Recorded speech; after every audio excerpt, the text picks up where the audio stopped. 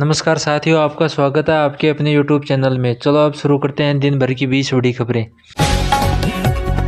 कांग्रेस महासचिव के.सी. वेणुगोपाल ने मंगलवार की बैठक में सीएम अशोक गहलोत और सचिन पायलट खेमे के बीच चल रही खींचतान पर कहा कि अगर कोई मंत्री व नेता एक दूसरे के प्रति बयानबाजी करता पाया गया या फिर गाइडलाइन का उल्लंघन करता दिखा तो उसे 24 घंटे में पद से हटा दिया जाएगा।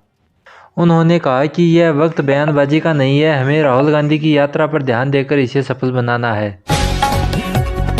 भर्ती को लेकर आज बेरोजगार संघ के अध्यक्ष उपेंद्र यादव ने अपने ट्वीट में बताया कि रीट एग्जाम 4 और 5 फरवरी को नहीं होगी। यह एग्जाम फरवरी लास्ट या मार्च के स्टार्ट में होगी तथा रीट लेवल 2 के पद बढ़ाने को लेकर भी उपेंद्र यादव ने कहा कि हम कोशिश कर रहे हैं, जल्द ही एग्जाम की तारीख बोर्ड घोषित करेगा। राजस्थान में 4 दिसंबर को प्रवेश हो सकती है राहुल गांधी की भारत जोड़ो यात्रा।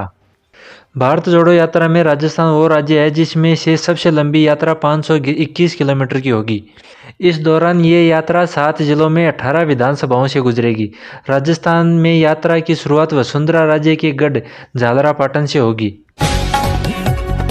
में सरकारी कर्मचारियों के लिए शुरू की गई ओल्ड पेंशन स्कीम अब कई राज्यों के लिए मुद्दा बन गई है।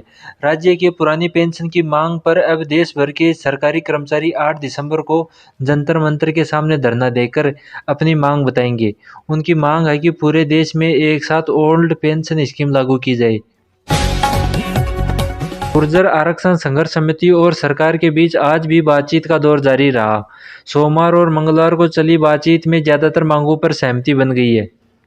आज रीट 2021 के 233 एमबीसी कैंडिडेट की ओबीसी कैटेगरी में पोस्टिंग पर सियासी और लीगल पेच फंस गया है। बाड़मेर में एक महिला ने अपनी 8 वर्ष की उम्र में ठान लिया था कि वह भी एक दिन रोबदार वर्दी पहनेगी और अपने जीवन में बाल विवाह होने के बाद भी उसने अपना सपना पूरा किया। 17 वर्ष की उम्र में विवाह के बाद भी लगातार तैयारी करती रही तथा 7 जुलाई 2021 को राजस्थान पुलिस में एसआई पद पर चयन प्राप्त किया। गुजरात में पहले चरण के विधानसभा चुनाव की तारीख कल है।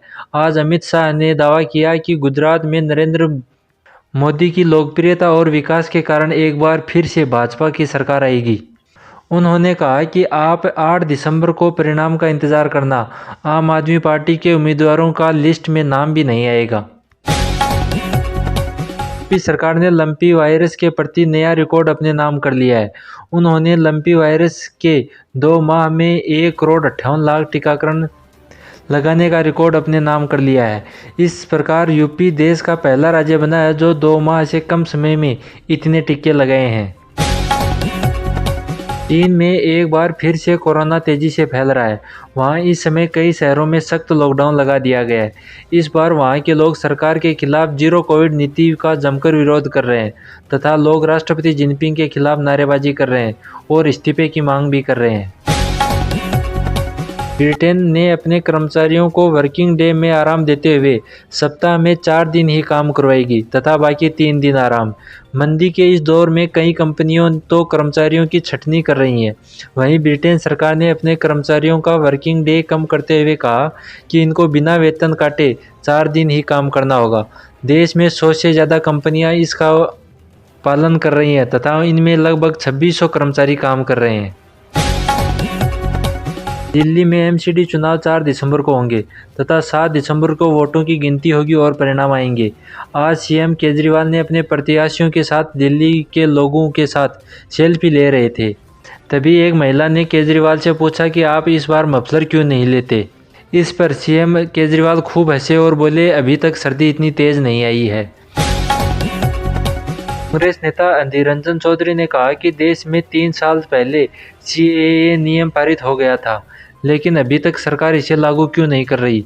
चौधरी ने कहा कि नागरिकता संशोधन कानून लागू हो जाने बाद यह हिंदुओं के लिए भी खतरनाक होगा। सरकार इसे अब लागू क्यों नहीं कर रही, अब उन्हें कौन रोक रहा है। दिल्ली शराब घोटाले में ईडी की जांच जारी है। आज ईडी ने गुरुग्राम से अमित अरोरा नाम के एक व्यक्ति से पूछताछ की है। यह मनीष सिसोदिया के करीबी कारोबारी बताया जा रहा है। बीजेपी ने तंज कसा है कि जल्द ही सत्येंद्र जैन के साथ सिसोदिया भी जेल में दिख सकते हैं।